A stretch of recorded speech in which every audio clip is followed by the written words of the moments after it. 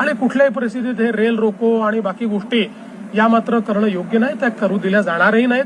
त्यामुळे आमचं स्पष्ट आव्हान आहे, शेतकऱ्यांच्या प्रश्नावर आम्ही सकारात्मक आहोत. या सरकारने 32,000 कोटी रुपयाचं पॅकेज दिलंय, पैसा शेतकऱ्यांच्या खात्यामध्ये आम्ही देतो आहोत. त्यामुळे सगळ्या प्रकारच्या चर्चेची सरकारची तयारी आहे. चर्चा करावी आणि त्यातनं मार्ग काढावा.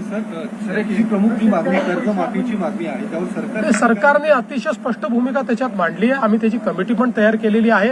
आणि आज पहिला प्रश्न असा आहे की जे शेतकरी आज अडचणीत आहेत, ज्यांचा शेतमाल पूर्ण पावसामुळे त्या ठिकाणी झोपलाय, तो खराब झालेला आहे, शेती खराब झाली आहे, पहिले त्यांना मदत करायची की पहिले बँकांना मदत करायची, हा महत्वाचा प्रश्न आहे. म्हणजे शेवटी आपण हे बघितलं तरी आपण जेव्हा कर्जमाफी करतो त्यावेळेस ते पैसे बँकांना जातात, त्याचा थेट शेतकऱ्याला काही लाभ मिळतो असं नाहीये.